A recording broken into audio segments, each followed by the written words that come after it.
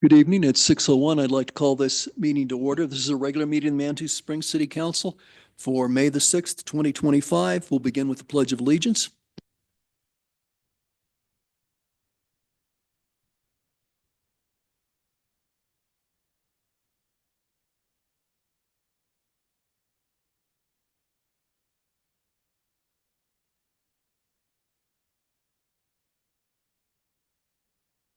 I understand that our City Attorney Jeff Parker is stuck in traffic and he expects to be here in about 15 minutes. I think we have a text from Councilor Wolf that she's on her way, but if the City Clerk would go ahead and please call the roll.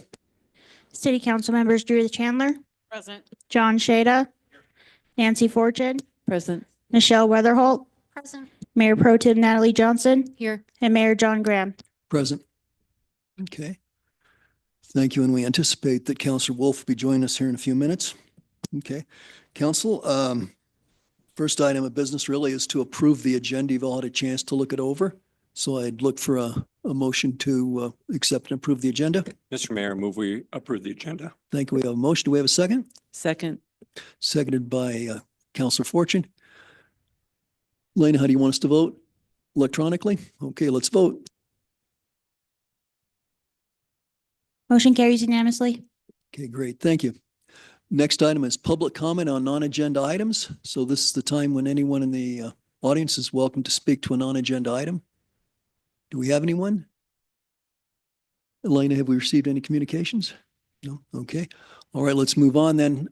We have a pretty active consent calendar this evening with 9 items. The first 3 are approval of council meeting minutes. The first for the special meeting that we had on April the 8th, 2025.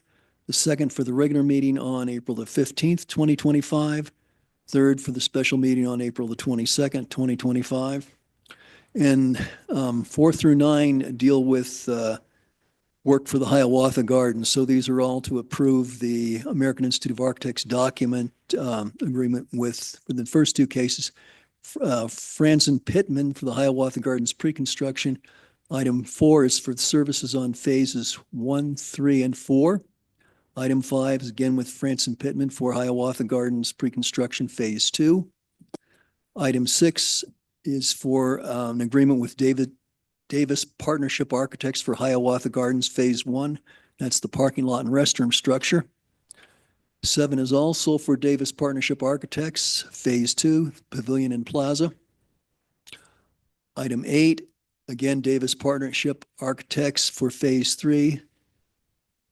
That's Old Man's Trail and a vehicular bridge, and that's schematic plans as opposed to detailed construction plans.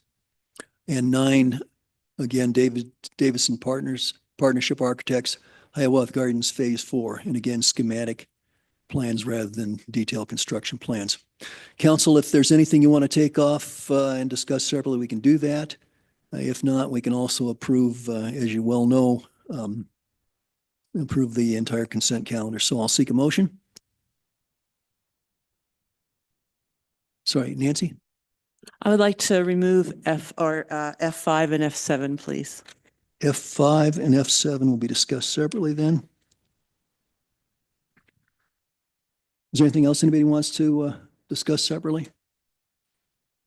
If not, then I'd seek a motion to approve the consent calendar. Items 1, 2, 3, 4, 6, 8, and 9. So moved. Okay, do we have a second? Second. A motion and a second. Let the record show that Councilor Wolf joined us at 6:06. And Julie, we have a motion to approve the consent calendar minus items 5 and 7 that we'll discuss separately. So, okay, let's go ahead and vote.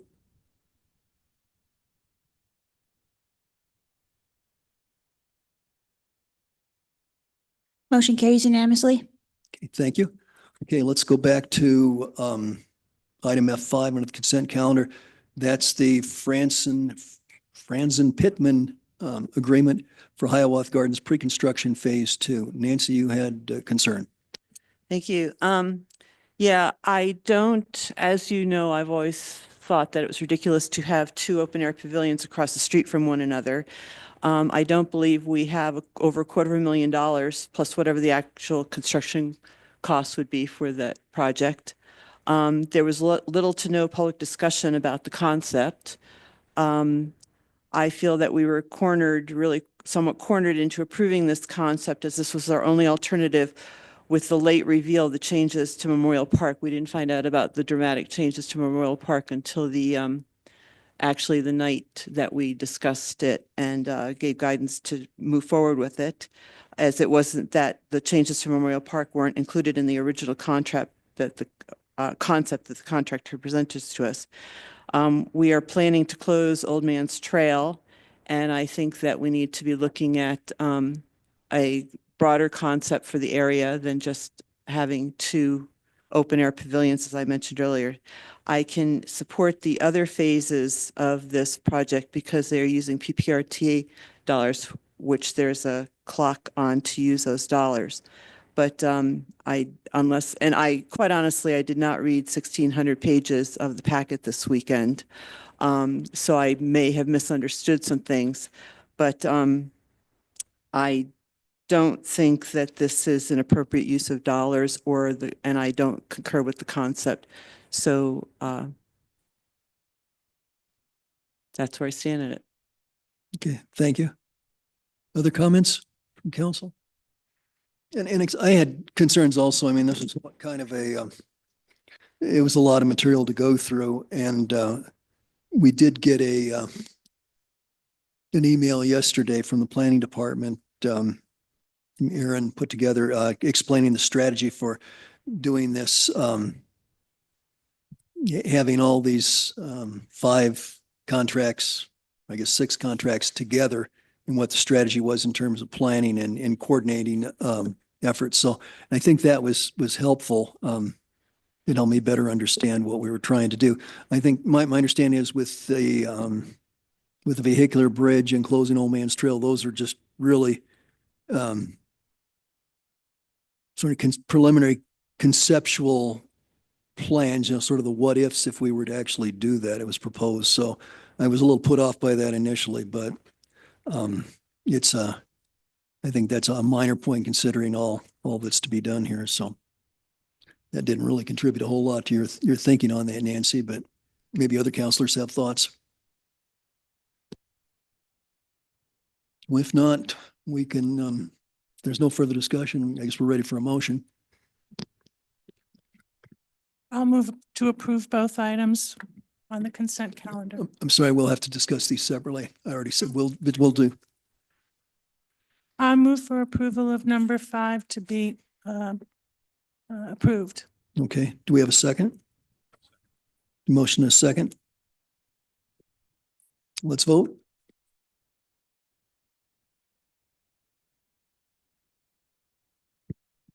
Motion carries 6-1 with Counselor Fortune as the dissenting vote. Okay, thank you. So then the other item under the consent calendar we pulled off is item 7. And again, that's an agreement with Davis Partnership Architects for Hiawatha Gardens Phase 2, the Pavilion and Plaza. Nancy, that was your concern. Is it the same concern or? Same argument. I mean, it's $250,000 for something that I don't think is appropriate. So that's only the design and the architect cost. That's not even the construction cost. Thank you. Other comments from council?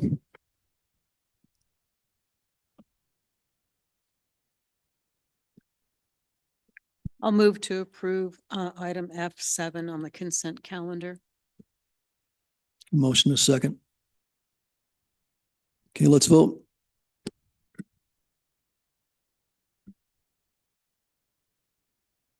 Motion carries 6-1 with Counselor Fortune as the dissenting vote. Thank you. Okay, let's go on. Item G1, it's a presentation from Mountain Metro Transit presentation. Discussion of Route 3 and Fall 2025 schedule. And council, I'll mention also, we've got this on the agenda for the next 2 weeks as well. This transportation is always kind of a thorny subject. So we'll be discussing this topic again next week during our work session, and then on the 20th, 2 weeks from tonight, we may be taking some formal action. Okay. And tonight we have Jacob from Mountain Metro. Jacob, if you'd give us your name and title, please. Yes, good evening, council. My name is Jacob Matson. I am the Planning and Operations Supervisor with Mountain Metro Transit. Could you move the mic a little closer to your mouth there? I tend to talk loud and move around a lot, so didn't want to blow out eardrums. All right, well, first off, I guess I can jump right into it. First off, matter of housekeeping, this remote here will keep it moving along, correct? Cool. So yes, thanks for having us here today. I've divided this presentation into kind of two parts. So with a break in between, the two parts are related. So if we want to just go straight through to the end, I am open to that, or we could take that break at the midpoint and have a discussion regarding the Route 33 specifically. But as you can see from the presentation, the kind of three main points of this, I'm going to do an overview of our upcoming service change timeline. This will be kind of a rehash of previous presentations that I provided to you guys, just kind of getting you back up to speed with kind of what it is. It's been a little while since I was last here. So just making sure we're all understanding kind of what our general process is for Mountain Metro. And then I'll jump into the Route 33, how we can service the Dillon lot and the timeline for that, as well as our Route 3 fare buy-up proposal. Basically, it's like that'll be a cost share between the city of Colorado Springs and Manitou Springs to potentially bring that free service down Route 3. So with that, once again, as a recap, we do typically 2 service changes a year. They're a pretty lengthy process. For us, they occur in the spring and fall. We just completed our current service change, which went into effect at the end of April, and our next service change will be going into effect at the end of September on the 28th. That is the timeline for the Dillon lot, and I'll get more into that in some future slides. And then in terms of our service change following the fall, we'll be looking at the spring in April 26th of 2026. So those are the next 2 timelines for our service changes coming up. This is a calendar I've shared with council in the past. This kind of focuses on our public outreach efforts. Very important part of our service change process is that people are alerted. They have a chance to comment on our service change, and we have a chance to also make changes if needed based on public comment or other issues that may arise. So kind of 2 points of importance here is, in general, we're going to need to know what we're doing for the fall service change in the middle of May. That's why the timing of these council appointments are really well placed. By the next few weeks, hope to have everything squared away for what we're looking to do. And then for the spring service change, we need to kind of have what we're looking to do by the middle of December to get the process rolling. Once again, another slide I've shared with council in the past. I won't hit all these bullet points, but it's important to know that as a part of our service change, there are a whole lot of moving parts to this. We have the contract negotiations. Depending on what the service change is, we may need to work with our contractors. There are certain clauses in the contract that may trigger renegotiation of rates, and that can take time to work with. The bulk of our service change largely revolves around kind of the inputting it into our systems and then, I guess, outputting, if that's the best term for it, basically getting it into our service so that everything to say Google can get updated. This also impacts what our contractors, what we call bid on. So as you may or may not be aware, our drivers are through a private contractor. So we have basically contracted services. The city itself does not provide the drivers. The drivers that are a part of our contract also are part of a union agreement. As a part of that union agreement, there is an expectation and a timeline for how we go about assigning jobs, if that makes sense. So we have what are called pieces of work. And within that, the union works with our contractor to determine what is an appropriate amount of hours for a driver. What kind of shifts are there? Are they longer shifts? Are you doing what are called split shifts? How are you assigning the work to your drivers? All that is kind of a larger scale conversation between the contractor and the union. And that is one part of the overall scheduling of the services for any given service change. But that's a big chunk. And for us, it can take a couple months for that aspect alone to work its way through. We also need to make updates to schedules and maps. And make sure that those are providing accurate information and meet all of our ADA accessibility requirements. So what I got right here in this next slide here is the current service for Route 33. As you may or may not be aware, it starts at Hiawatha Gardens, does that loop around El Paso, comes down Manitou, and then up Ruxton. We make our turnaround point there right at the COG parking lot. We have an agreement with them to use that to get our buses turned around. And then we end up coming back down Ruxton, Manitou, and back on to Old Man's Trail. Service is currently 20-minute frequency for off-peak, and it's 10-minute for peak service. When we look to use the Dillon Mobility Hub, as I believe I mentioned at this council in the past, when we extend it further out, it reduces your frequency if you don't add additional resources. So this right here, which you have in front of you, is based on our current understanding of the readiness of the Dillon Mobility Hub. So with this, as we understand, the mobility hub is not going to be ready for at least the next couple of years to actually have buses going in and out of the hub, which puts us out on the street on Manitou. So that is why you see this kind of loop around El Paso there. On that map, the star represents the Dillon lot, the Dillon Mobility Hub, if that wasn't clear enough. So the challenge here, as you can kind of see from this map, or I guess maybe you can't see, but I'll explain, is where do we lay the bus over? So it would not be a smart move to lay it over on the street on Manitou Ave as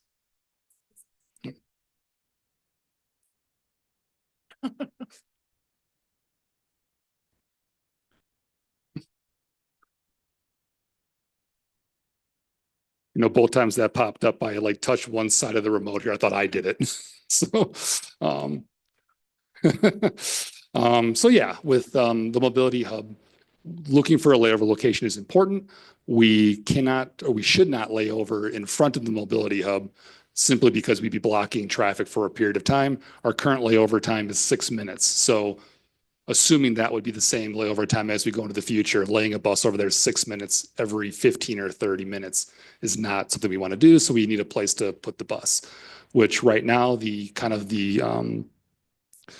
premier location there is that Fields Park stop, which we understand that there's been some complaints made from residents in that area about the buses laying over there. So keeping that in mind as we look at this, we are looking into what other options may exist for laying the bus over, but that right now is kind of is basically the front runner. This is not a recent effort. We've been working with City of Manitou Springs staff for the better part of, 6-7 months. I have the time on here from November, but we had kind of heard the stirrings going further back, just discussions and what it could look like for Route 33 particularly, but also other services as well. So through all conversations between November and January, going over different design concepts, what the route could look like, decided that the timing would be best suited for the fall, this fall service change, if this is something that City of Manitou Springs wanted to go for. And then as I mentioned a little earlier in the presentation here, back in April, we found out that the Dillon Mobility Hub is not going to be available for buses to get through there. So we're looking to do that stop right there. And the photo you got there, that lovely photo that I took on a cold, windy day, shows where the temporary stop would be. I say temporary, but if the mobility hub isn't done for a couple of years, it's almost more of a semi-permanent until it's done. And then a week and a half ago, actually 2 weeks ago almost, went to the Mobility and Parking Board, and they voted unanimously to support the moving of this to the Dillon lot with the fall service change. Some considerations, I kind of briefly touched on this first bullet point before. As we extend further out, our frequency decreases, even though the numbers get larger.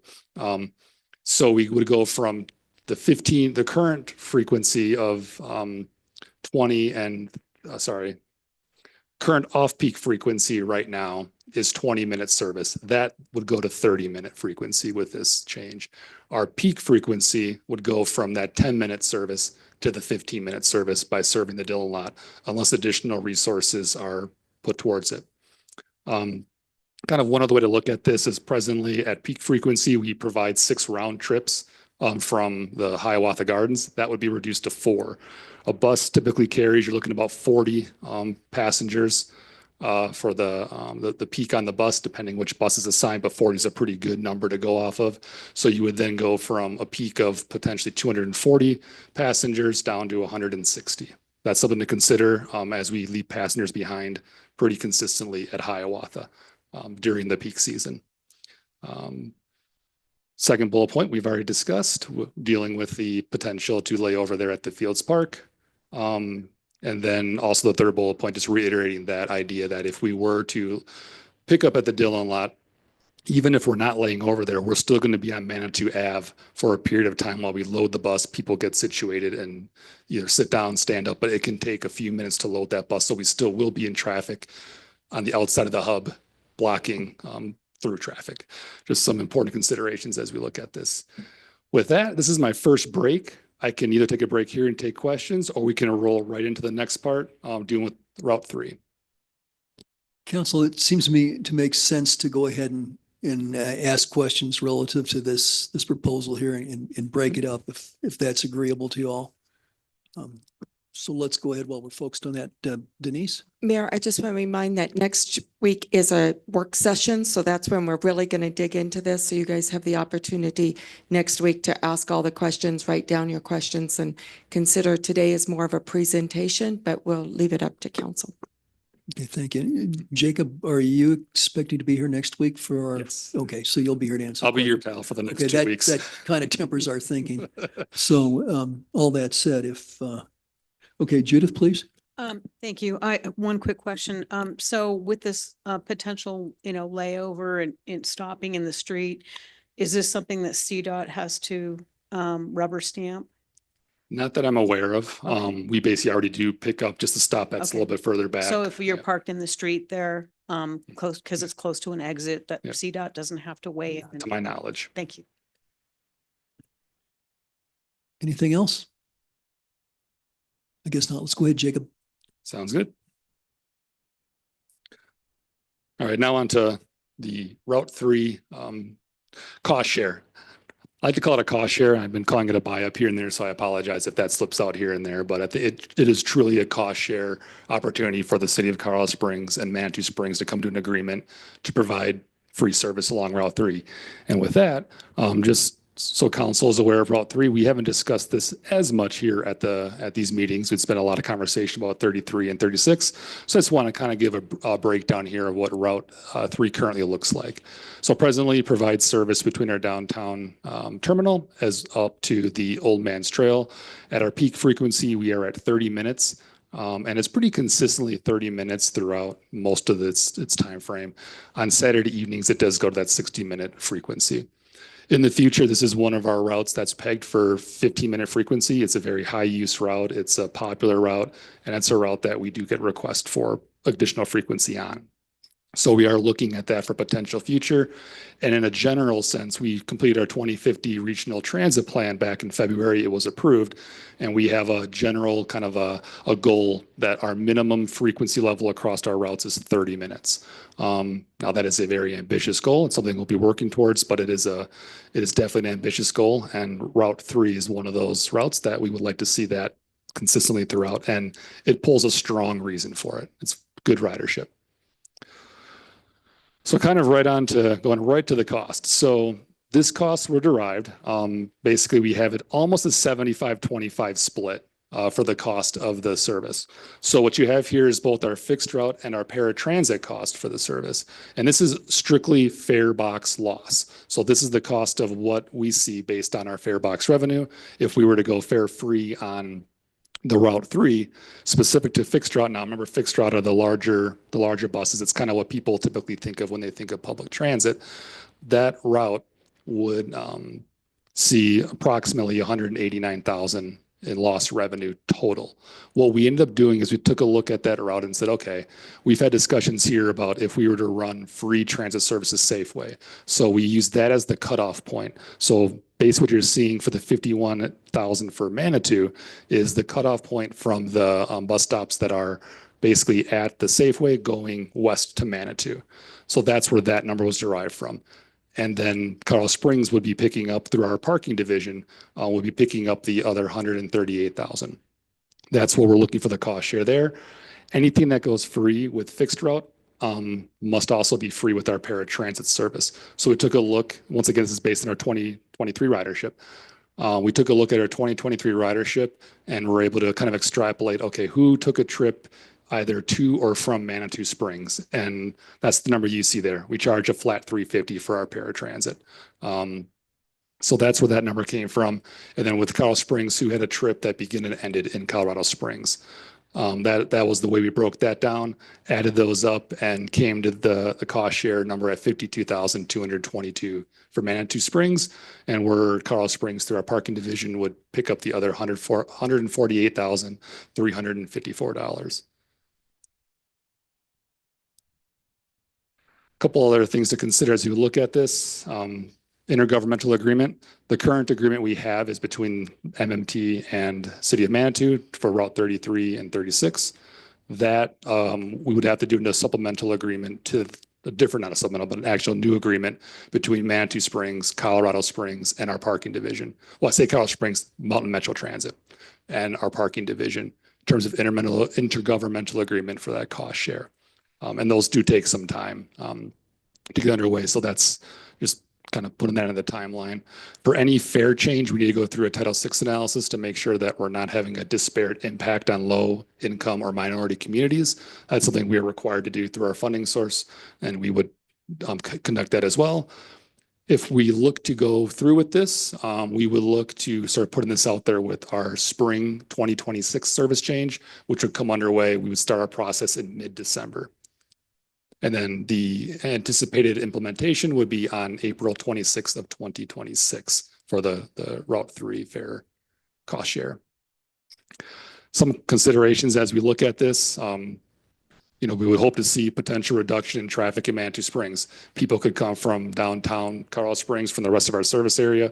We have seen significant increases in the amount of travel when we've gone fare free on routes. For example, in 2024, in June of 24, we did not do the fare free service. But in June of 2023, we did fare free, and there was a 43% increase before the fare free on Route 3, specific to Route 3. So it definitely shows there's a significant increase as we look at that. We would hope to reduce some of your parking issues here in Manitou through this option. People, once again, could come from further outlying areas into Manitou Springs. And then it effectively gets us to that point where you have that fare-free service going to the Safeway, and any concern of the food desert is dramatically reduced by having that option there for anybody, residents and beyond. But nothing to consider, and this is kind of why this needs to be discussed in line with other routes, is Route 36 kind of effectively becomes a duplication of services. If Route 3 is free and Route 33 is free, you essentially have your free service running through town, and 36 just is overlapping that service. Much like the Route 33, we got MAP's board recommendation to move forward, or not to move forward, recommendation to City Council to approve this cost sharing agreement in the amount of the $52,222. This has kind of been touched on already. I have the timeline here. Thank you, Denise, for kind of mentioning it. So first presentation, understand this is just a presentation, but I am prepared for discussion on items if people are interested. We'll be back next week with the work session to discuss, or for second presentation and another discussion. And then we will need to know by May 20th what the final decision is, particularly and specific to Route 33. We need to know what we're doing. The cost share, we need to move on that quick as well. So just keep that in mind as we're looking at the timeline, because getting those agreements in place can take time. And with that, I have discussion here, but I do want to make one other kind of point. So give me a moment to pull the exact number up. But as you're all probably aware, you guys do the fare by, or the cost of the Route 36. Manitou Springs pays for that. So with the thought that Manitou Springs were to go for this Route 3 cost share, we make the changes to Route 33. The thought here is with the savings from 36 getting applied to Route 33 and potentially to this Route 3 fare buy-up. So if you give me just a moment, I will have some numbers for you.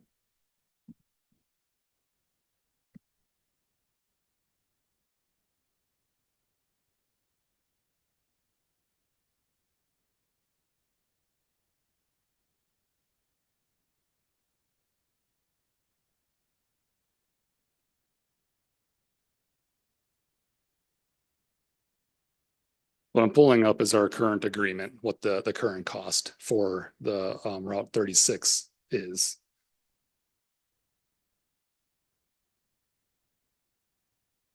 It's not pulling up at the moment. It's thinking.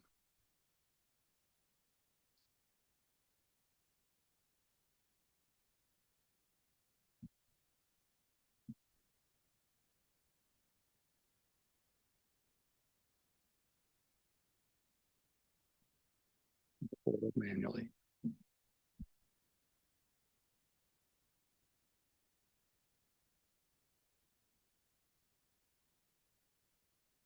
I have a question while we're waiting. Yep, Can and I someone have it. tell me who's on the mobility and parking board? Well, So it who's was, on that board? yeah, Natalie, if you could respond to that.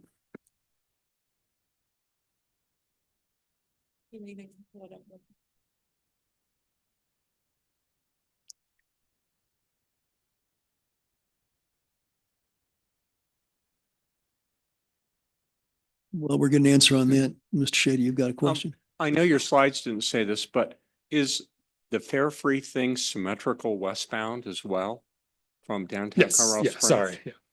Okay. So think of it as the Safeway's the cutoff. So we're covering east and west up to that point for pickups from the bus stops. And then for Manitou Springs would take from the east-west from Safeway into Manitou Springs. That was Okay. the way the numbers So the were fare correct. free zone is only from Safeway to Manitou Springs? It's the back whole and forth? route. The whole route would be fare free. Oh, the whole Yeah, route would be. because we're fare-free. putting parking is putting towards our end of the agreement so that the whole route can be free. Okay, so you could get on the 33 here and ride fare free all the way down to the transit center downtown Colorado Springs, right? The Route 3, yes, Okay, and the same way with Route 3 back westbound. correct, Okay, yes. thank you very much for You that got it. clarification.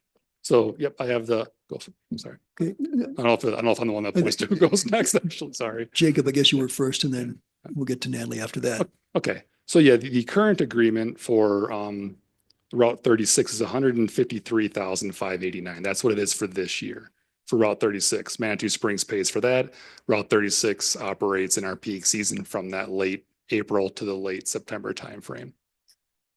So the thought that kind of want to work with is if we can use that to help pay for the fare free, as well as additional bus on using it for the additional to increase the frequency. As I mentioned earlier, by going to the Dillon lot, we lose frequency.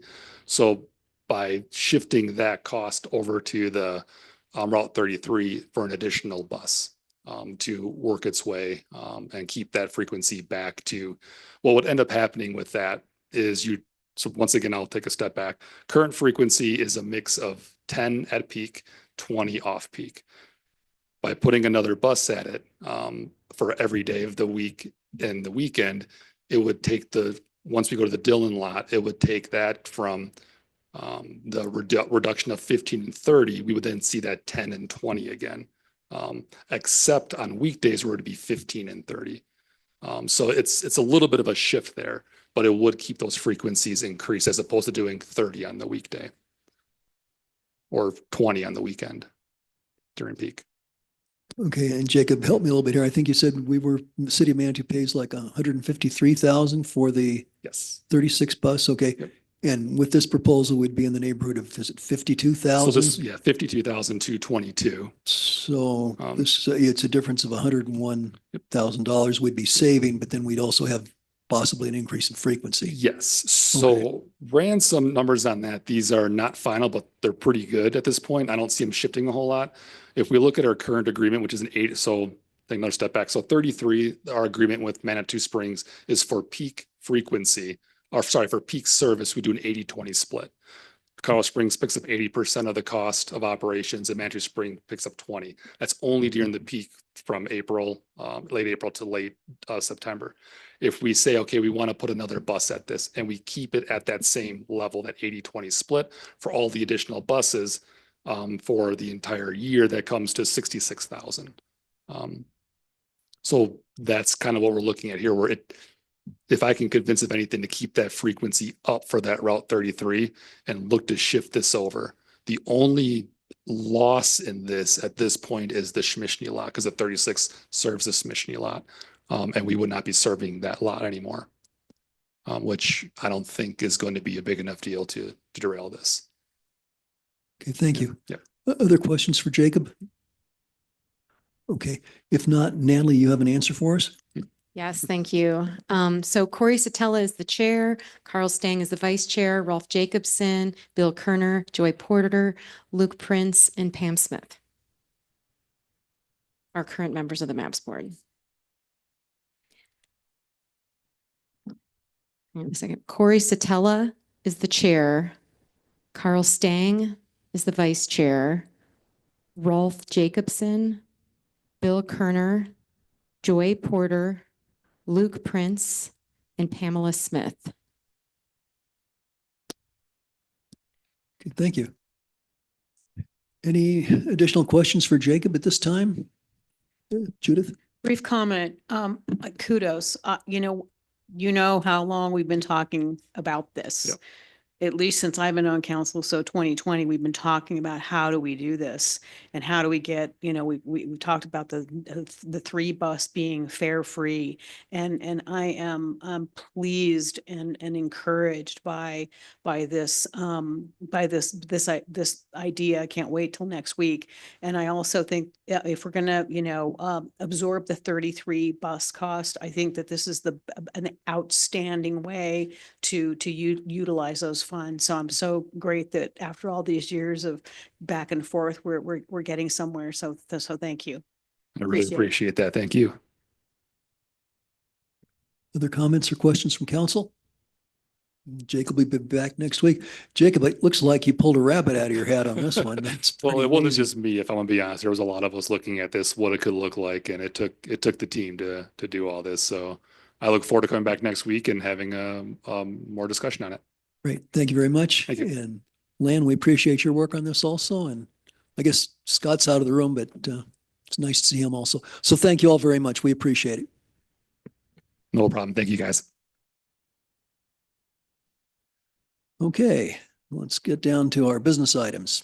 Item H1, it's first reading of ordinance number 0625, an ordinance of the City of Manitou Springs, Colorado, amending section 10.04.020, parentheses 24, parentheses the Manitou Springs Municipal Code to reduce the default speed limit on city streets to 20 miles per hour.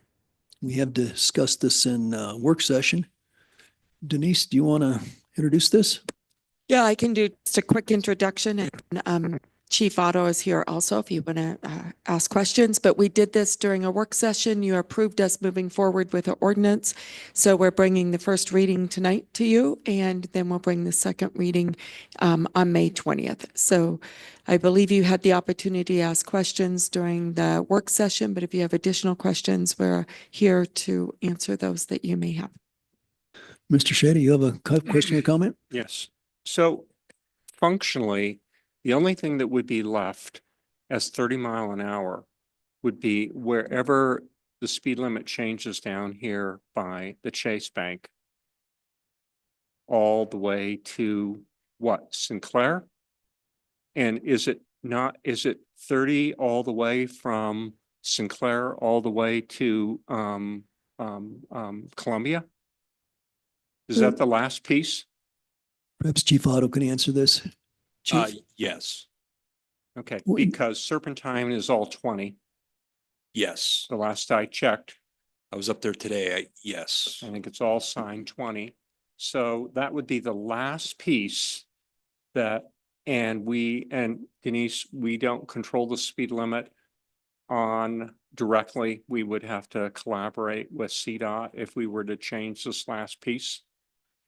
Yeah, on Manitou Ave, we'd have to check with CDOT on that. Yes. Thank you. Thank you. Judith? The other street that would remain 25 at this point is that section of El Paso, which is from Garden Lane to Columbia. So so El Paso's 20 miles an hour from Garden Lane into Manitou Avenue and 25 miles an hour from Garden Lane to Columbia. So since that's posted as 25, that would remain 25? Yes. At this time? Because it's posted, yes. Chief, I'm sorry, I should have asked you to give us your name and title. Oh, Bill Otto, Chief of Police. Yeah, thanks. We all know you, but the TV audience is, okay, great. Other questions or comments for the chief? Mr. Shada? So, okay, Judith, so that's 25 from Garden Lane all the way to To Columbia? Columbia, which I would like to see that be 20 miles. So, I'd like to see but all of the- El Paso be 20 But miles. the ordinance says that if it's substantially residential, okay, then it would meet the 20-mile-an-hour criteria. So I'm just wondering, how is that, how would we compute that? And is that sort of something that we can interpret, fairly loosely? Well, when we discussed this last time, I brought this up and I believe you were here with Roy Cheney. And I was told that a traffic study would need to be done. And so, in my personal opinion is since that is largely not only residential, but park, baseball field, soccer field where children and, people play, that should be 20, that all of El Paso Boulevard from Columbia to Manitou Avenue should be 20 miles an hour. So we, Chief, looks like you were in the middle of a thought. Did you want to No, respond? I was Okay. listening. I want to make sure. Okay, that's fine. Then I was Julie, just go going ahead. to ask, so it's my understanding if we were to keep the ordinance as written, it would be okay. Because all we would have to do is if we wanted that section of the road to be 20, we just have to remove the sign Yes. that says 25, and then we don't have to put up any other sign and spend that money because it defaults into no sign equals 20. So it seems to me that would be an easy solution without having to change the wording of the ordinance. That's all I wanted to comment on, That's the way I understand right? it too. Do you agree? Yes. Yeah. Thank you. Just a second here, John. Judith, did that satisfy your Yeah, curiosity? it does. I just want to make sure that the last time that the first time that we were talking about this, I did bring it up and I was told that because the 20, it's postage and signage, but it's also painted on the street. And I said, I want to make sure that it includes that section of El Paso. And in that meeting, I was informed that a traffic study would need to be done for that section to change it to 20 miles an hour. But, when you read the language of the ordinance, that is not what the ordinance says. I just wanted clarification that we can direct staff to change the signage to 20 miles an hour. And Denise has her hands up, so I'll Yeah. defer to her. Okay, yeah, Denise, please. Yeah, I was going to say, can we just do some research on that and bring that back next week or 2 weeks from now so we have the exact answer? This is the first reading, and then the second reading will have exactly what is required, because it does say per the model traffic code. I just need to do some additional research of what that entails, and we'll bring that back next time with an answer. Okay, that sounds good. John, do you have a question? I guess to me, so we're changing this ordinance, right? Is that what we're doing? We're changing our current ordinance, yes. So Okay. we're adopting the So- traffic code. So I guess my comment to Judith is, it seems like to me that we could add as part of the definition in terms of what includes a 20-mile-an-hour area is not only what is substantially residential or whatever that language is that's in the current code book, but we could also say that anything that encompasses school district property or parks and whatnot, that Mhm. also is part of the credit of kind of residential. And then that would pretty much lock El Paso Boulevard into 20 miles an hour. And then I guess my issue is that I don't want to necessarily remove signage, okay, that reminds people, especially in a broad thoroughfare like that, in terms of what the regulation is, just to get it to be 20 miles an hour. So that's my other comment. Okay, and it would seem to me that the way this ordinance is presented tonight is entirely satisfactory. And in 2 weeks, we can get a little more insight into the specific conditions on El Paso Boulevard. And like Julie said, if we take the sign down, we go to the default value, which would be 20 miles an hour. So- Julie? I have a question for Jeff. So I'm assuming that if section 1101 sub section 7 of the model traffic code in some way is different from what we're trying to accomplish here, we just have to take out that sentence and say, and keep the rest of it there, that if it's not posted, it's 20 miles an hour. If it's not posted here, if it's not posted there, if it's not posted in residential, it's 20. If it's not posted in non-residential, it's 20. If it's not posted anywhere, it's 20. So am I correct that if the model traffic code section that is cited somehow disagrees with that, we just take that sentence out Well, and I mean, still we adopt are- what we want to do? We are changing the model traffic code with this ordinance. So I mean, your current code changes the model traffic code section 11017 already, and then this changes it further. So you've already made the change. Right? So there isn't anything inconsistent in the model traffic code because we actually have now changed it.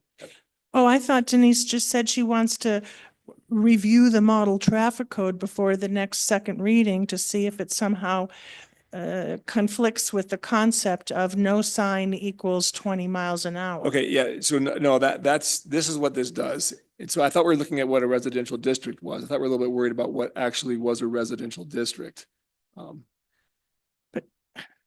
Okay.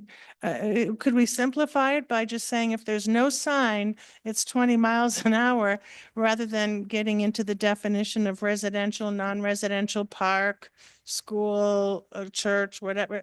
Can't we just say if there's no sign, it's 20? Yeah, I think although there are going to be other references throughout the model traffic code, other than this one section. So I think that's what we want to see, because I want to make sure that we change a provision in the model traffic code that has the term residential district or non-residential district, and just say no sign, it's this. Then there may be other parts of the code that reference this that don't make any sense if we just make the change you're suggesting. see. It's referred to throughout the model traffic code. And does the model traffic code define non-residential and residential? Yeah, I actually was looking at that when you made your comment, and just want to see. It defines it in one spot here. I'm gonna look at it. Says here, a residential neighborhood means any block on which a majority of the improvements along both sides of the street are residential dwellings. But that's just for one part of the model traffic code. So I gotta look, there's a bunch of, it's used throughout it. So I gotta make sure I'm not looking at just one definition. And I don't need to force you to do that right now if it's complicated. I was just wondering why we can't simplify, but I understand the answer, Denise? why we can't. We might be Denise, able please. to, I need to basically make sure we're not missing something. Yeah, okay. Denise, comments? Yeah, and I also just want to mention, when we say not posted, that makes it challenging because if somebody's new coming in and it's not posted, they may not know it's 20. So I think we do want to post it, and we don't want to say not posted because then they're going to be going 25, which they expect and they have no idea. So maybe the best thing is we're hearing we want you to have it in residential. You want El Paso. You want other areas that may have a parks. Let us take this back and do some additional research and bring back to you on May 20th, a first reading after we do some additional research, if that's okay with this council. Mr. Mayor, so in Yeah, Go 24, ahead, John. in 24, okay, it says pursuant to section 1101 subsection 7 of the model traffic code. So it says that, so we can basically deal with A, which is 25 miles an hour in residential zones, and change that to wherever we want. Okay, all right. We're basically overriding the model traffic code with this. We can say non-residential districts not posted 35 miles an hour, so we can change that to wherever we want, right, Jeff? Yep. Okay, and we can also say the speed limit is as posted on standard signs erected by the city is also the regulated speed limit. So we don't have to play these games of removing signage to just end up with 20 miles an hour. I think we just doctor up this section 24 and do what we want. Oh, Excuse me, John, maybe you're looking at the existing ordinance. The proposed ordinance has residential districts not posted, 20 miles per hour. Non-residential districts not posted, 20 miles per hour.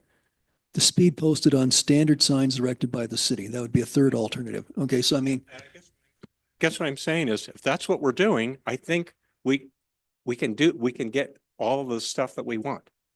is my point. Yeah. Because I don't think that this section here is saying that we have to go back to the model traffic code and use their artificially high limits. No, I think communities all No, over but I the was place concerned have about their- overruling that. I was concerned about their definitions, not their, like, I just heard Jeff say, for example, that a residential neighborhood, which might be different than a residential district, which is the word we're using, but we just heard that a residential neighborhood has to have homes on both sides of the street, for example. So, Well, but my point is, I think we can change A to define whatever a residential district is my point. okay. Okay. And then also in response to Denise's comment, it's common, like they have this in Colorado Springs, when you go over the bridge on Colorado Ave, there's a sign, any street that doesn't have a speed limit posted is X, whatever, 30, I think it says. Right. So we can have the same sign coming into the city, the 3 little areas where you can come into the city that says the same thing. So then we don't have to necessarily put up a sign on every damn street throughout the city, Right. and spend thousands of dollars on signs, which we already have too many of. So, okay, thanks. Well, then I can make a motion. if Well, we're- so oh, Judith has a comment. Okay, Judith? so, Denise, could you again give me just your rationale for wanting to bring this back? Because I'm okay with pulling it and bringing it back because A, it's not critical, and B, it sounds like you need to do a little bit more research. So I want to support that if that's still what you need, because it's not like critical that it has to happen today. So could you again give me your rationale for just pulling it and bringing it back? for Yeah, first I reading? think Jeff is doing some additional research. We need to do a little bit of research, and I just want to make sure that when we bring it back, it's accurate and it's what you want. So I'd like to have until May 20th. However, if you want to approve today based on this, this, and this, and then we may have to come back and say, well, we need this, this, and this. So we'll go with you, but we do need a little bit more time to research this. Then Mayor, I'd like to make a motion to pull first reading and defer that until May 20th, just to make sure that we have all the input we need so that we're not having other discussions down the road. So we have a motion. Do we have a second? Okay. I'll second. Yeah, okay, seconded by Mayor Pro Tem. Okay, comments. Julie?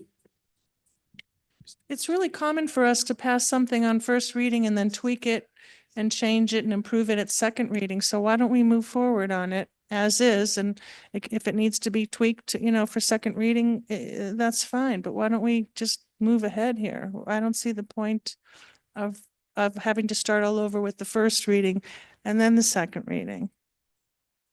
Yeah, excuse me, following the conversation here, it looks to me like what we've got proposed, we're basically saying if the speed limit's not posted anywhere in town, it's going to be 20 miles per hour because we say residential districts, non-residential districts. Right. And then we say if it's posted, then it's whatever the posted number is. That seems simple to me.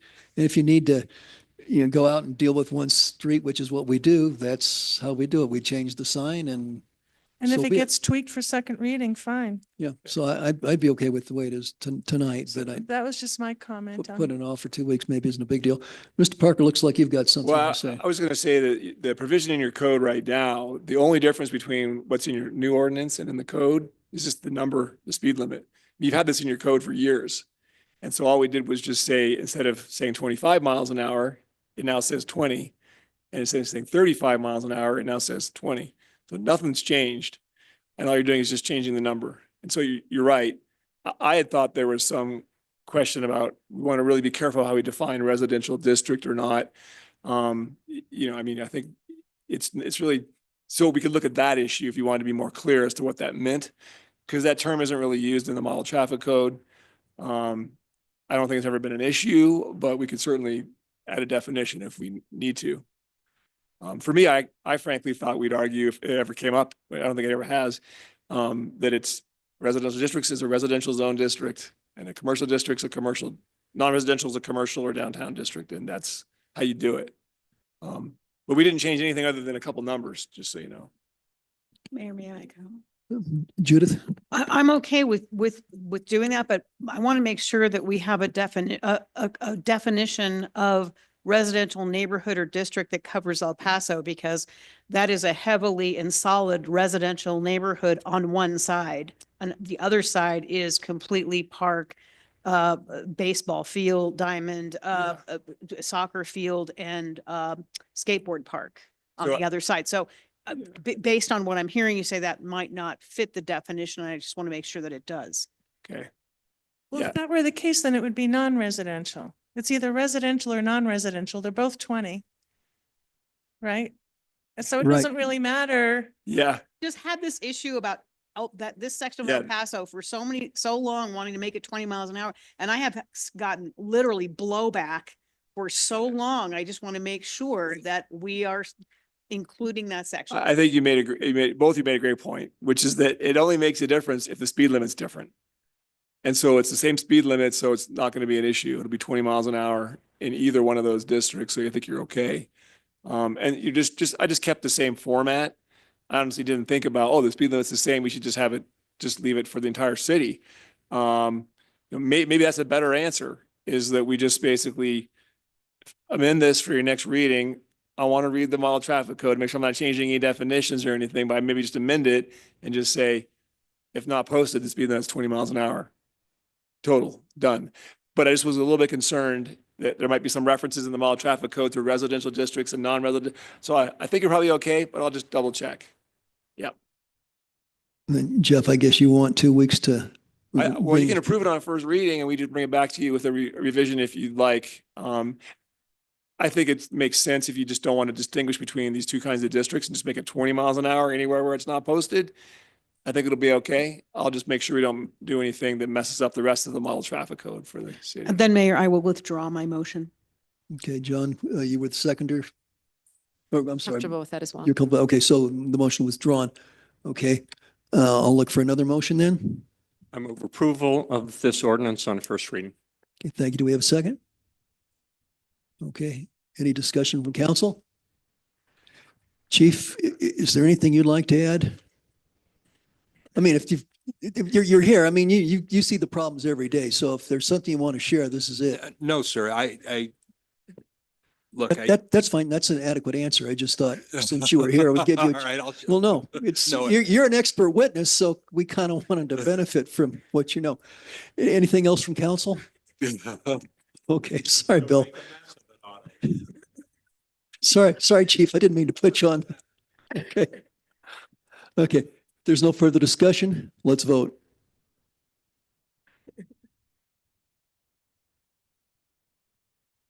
Motion carries unanimously.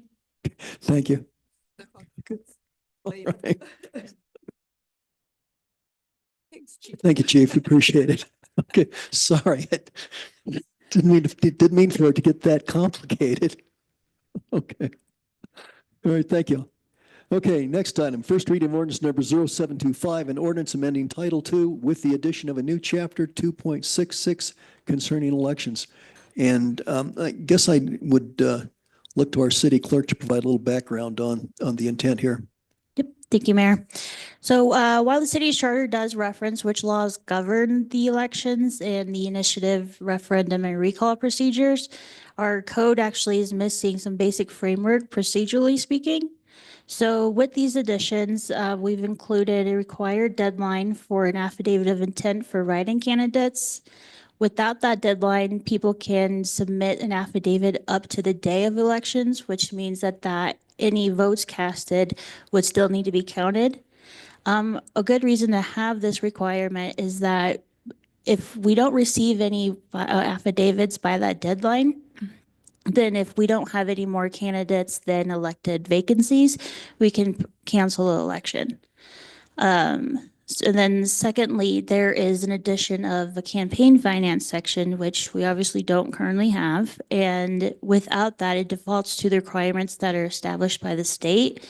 And when they decide to change any requirements like they did last year, we're at the whim of that and we need to follow those. So the goal with this section would be to keep that as simple as possible and have everyone register regardless of committee type and be required to file any reports and expenditures for $20 threshold rather than the statutory limits that are now varying from committee to committee. So like we have $200 requirement registration or $250 requirement registration.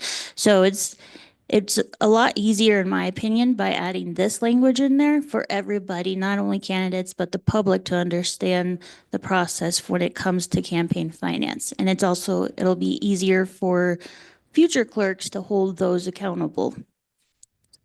Questions? Thank you. Well, I was wondering, Mr. Parker, do you have any comments on this before we start? No, your clerk covered it well. Okay, great. Thank you. Well, in that case, questions, comments, council? Judith? Yes, I would like to have a discussion with council about eliminating, and this is on page 1 of 3, section 2.66.030, cancellation of election. My rationale for wanting to eliminate this section is that there's only 2 ways to be on city council, and that is to be elected, AKA people vote for you, or you're appointed.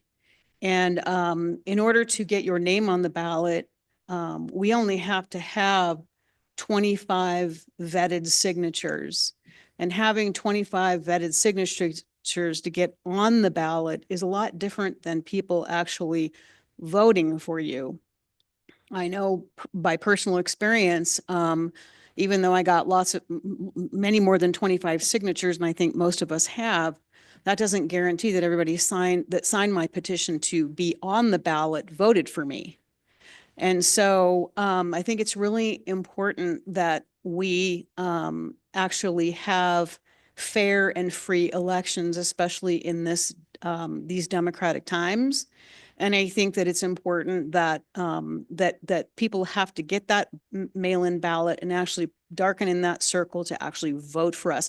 If we're not elected, then we're appointed. So we can't say we're elected by the citizens of Manitou. And so I have some concerns about that section, and would appreciate any feedback from council that you might have. Council? Julie? That's a really interesting point, and it seems to me that perhaps we can, rather than wasting the money to have an election when there's no one running against you, it seems like we could change the language of our laws here to say that you have to be elected, but if you're presumed elected, if there's no one running against you, maybe that would solve the problem. I don't know. Jeff? But, I mean, I think that, I guess I don't see the reason why you'd have an election when there's nobody running Right. for office other than the people who names have already been nominated. But But would we have to change the language of the charter or the ordinance that requires us to be elected? Because Judith's point is we weren't really elected. We're just by default the only one running. And she thought maybe the way to solve that is to force an election.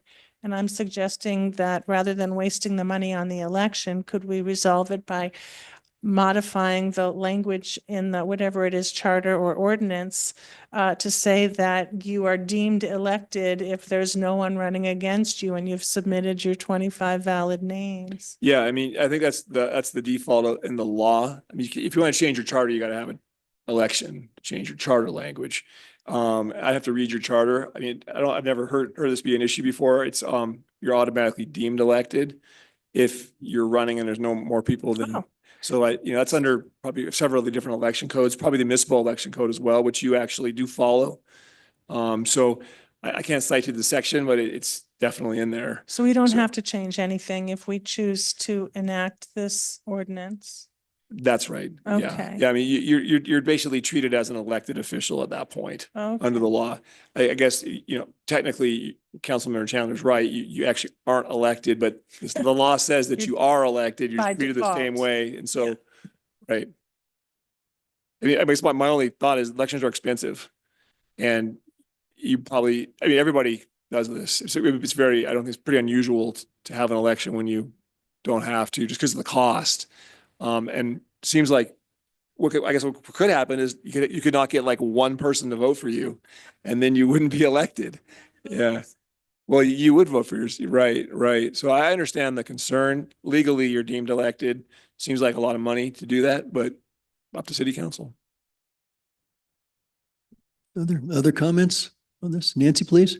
Yeah, I was just gonna say, it seems like, and I agree with Judith, that you're either appointed or elected, but it seems like if there's only one candidate, the city council still has to do, or can still do a resolution to cancel it or not cancel it, the election. So it seems to me that if the city council cancels the election, then in essence, the city council is appointing you.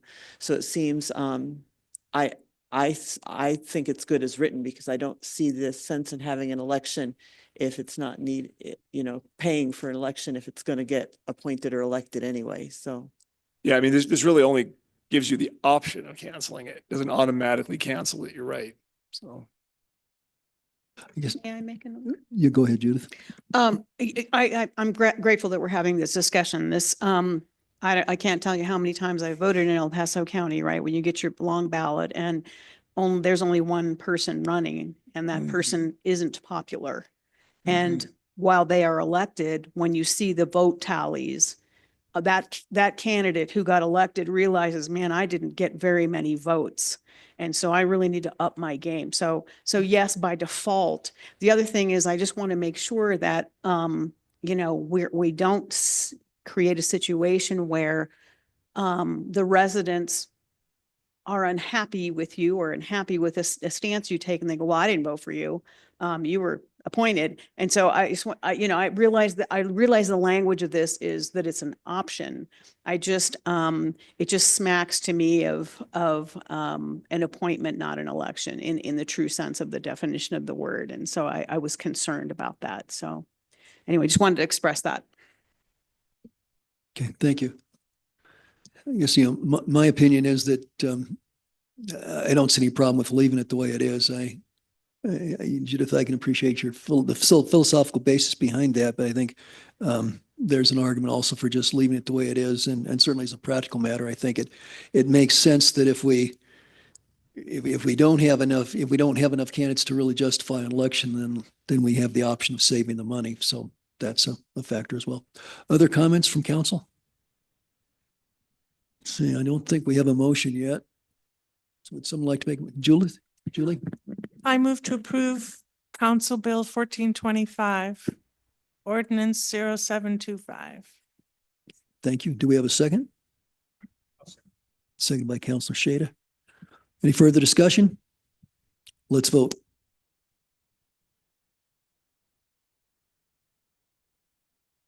Motion carries 6-1 with Councillor Chandler as the dissenting vote. Okay, thank you. Okay, well, that brings us to receive or act on council correspondence. Does anyone have anything? Nancy? Yeah, the URA met this morning, and one of the things that was presented was the soon-to-be new owner of the Colorado Lodge was present and talked about the renovations, what they want to make.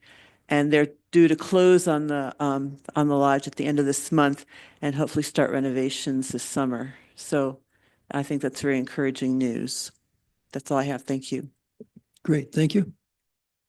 Other councilors?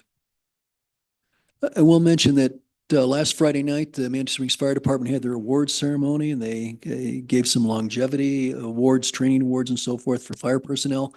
And among other things, they named they dedicated the new fire training tower to Chief John Forsett. So they'll have a plaque with his name up there. And it was a nice evening. So anything else? Let's go on to the city administrator's report.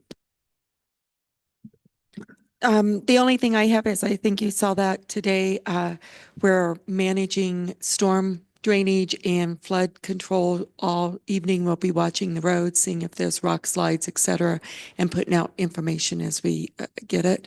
So we have several people managing that throughout the night. So we're doing the best that we can, but kudos to all of staff. As you saw, the storm drains were working excellent. We did get a couple of C-click fix about a couple of drains that were clogged just due to runoff, and we were able to get those corrected today. So just want to say kudos to staff for their hard work. Great. And Denise, if you'd let staff know, the city council appreciates the efforts. Thank you. And Julie? And I'm guessing staff knows about this, but right on Manitou Ave downtown in front of the library, as a result of all the rain, that temporary pothole fixes, and they're really big holes now. Yeah, they tried to fix them today, but it's not going to happen until after the rain. So hopefully, it looks like it's going to be tomorrow afternoon. We'll try to get out there, but if not, it will be Thursday morning, hopefully, that we can get those corrected. And then hopefully we get that repaved about, I think it's, I don't want to give the exact date, but sometime in May, we have that coming out to get repaved. Okay, thank you. Well, with that, we have two remaining items here, two executive sessions. So what I'd like to do is read those, get a motion to go into executive session. And then before we do that, maybe take about a 15-minute break. So the first executive session is to determine positions relative to matters that may be subject to negotiations, developing strategy for negotiations, and instructing negotiators pursuant to Section 5.1D of the Manitou Springs Municipal Charter. This executive session concerns the Manitou Springs Metropolitan District. And the second item references the same part of the city code, Section 5.1D, and this concerns the management and operation of the incline. So we have those two items. I would seek a motion to go into executive session for the purpose of discussing those two items. Again. Okay, motion by Councilor Wolf, second by Councilor Chandler. Let's vote.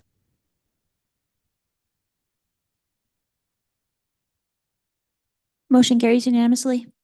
Okay, great. Thank you. Why don't we go ahead and take a break and plan on being back at 7:30. Thank you. I'm sorry, Denise, I should have asked to introduce John Yeah, Crawford. and please. he's going to stay for our executive session, so I can introduce him. But John, do you John, want to can- introduce yourself real quick? Yeah, I'm sorry. I should have done that earlier. I Sorry, 'cause we did do apologize. an agenda. Apologize. Just John, you have do to a introduce quick yourself. Thank you, everybody. I'm John Crawford. I'm the new Mobility and Parking Director. I started yesterday officially. Very excited to be here working with everybody. Very, very glad to be on the team. Thank you very much. Great. Well, welcome aboard. Thank you.